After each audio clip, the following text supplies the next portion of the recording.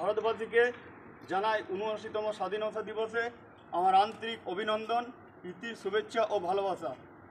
আজ 15ই আগস্ট ৭৯তম স্বাধীনতা দিবস। 1947 সালে 15ই আগস্ট ভারতবর্ষ অত্যাচারী ব্রিটিশ রাজশক্তির হাত থেকে মুক্তি লাভ করে। এই ঘটনাটিকে স্মরণীয় করে রাখার জন্য ভারতবর্ষের প্রতিটি জায়গায় আজকে দিনটিকে স্বাধীনতা দিবস হিসাবে পালন করা হয়।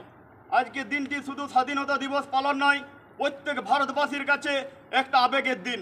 পাড়ায় পাড়ায়, স্কুলে, অফিসে, আদালতে, কলেজে সে দেশাত্মবোধের গান আর জাতীয় সঙ্গীত আমাদের মনকে শিহরিত করে তোলে।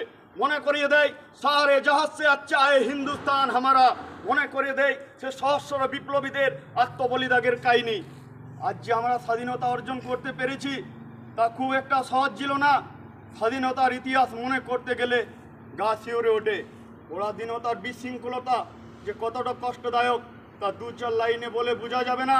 তবুও স্বাধীনতা দিবসের প্রাককালে 2-4 কথা না বললেই নয়। 1757 সালে বাংলা নবাব সিরাজউদ্দৌলাকে পলাশী যুদ্ধে ব্রিটিশ ইন্ডিয়া কোম্পানি পরাজিত করে বাংলায় কোম্পানি শাসন প্রতিষ্ঠা করে।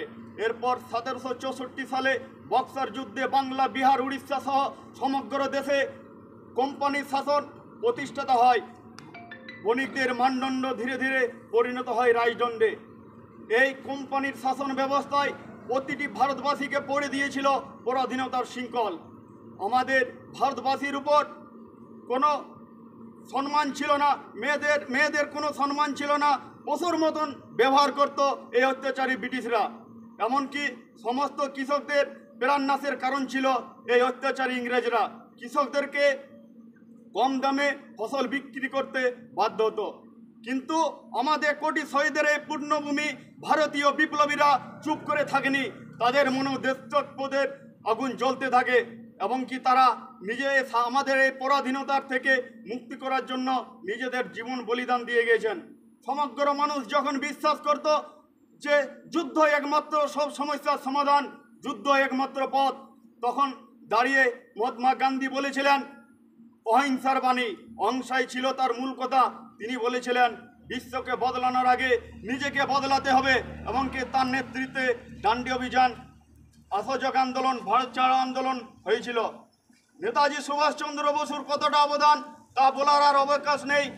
আজাদ হিন্দ ফৌজের সে নির্ভীক বাহিনী ওই আন্দোলন কার্যক্রমের ফলে আমাদের দীর্ঘ 200 বছরের ব্রিটিশ শাসনের ভিতকে হিলিয়ে রেখে দিয়েছিল, যা থেকে শুরু হয়েছিল আমাদের স্বাধীনতা যাত্রা।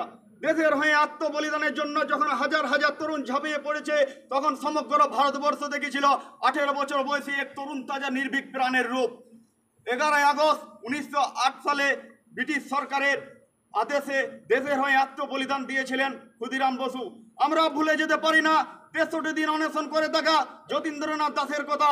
মাত্র 24 বছর বয়সে মৃত্যুবরণ করেছিলেন জেলের মধ্যে। আমরা ভুলে যেতে পারি না ভগৎ সিং এর কথা। মাত্র 23 বছর বয়সে তিনি দেশের হয়ে প্রাণদান করেছিলেন। তিনি প্রথম ভারতবর্ষে স্লোগান তুলেছিলেন ইনকিলাব জিন্দাবাদ, অর্থাৎ বিপ্লবীরা দীর্ঘজীবী হোক। এমনি আমাদের দেশে অনেক বীর যোদ্ধা রয়েছেন যারা নিজেদের প্রাণের বিনিময়ে দিয়ে গেছেন আমাদের স্বাধীনতা। শুধু পুরুষ বিপ্লবীরা নয়, পুরুষ বিপ্লবীদের সাথে সাথে সমানভাবে অংশগ্রহণ করেছিল বীরাঙ্গনা মহিলা নারীরাও।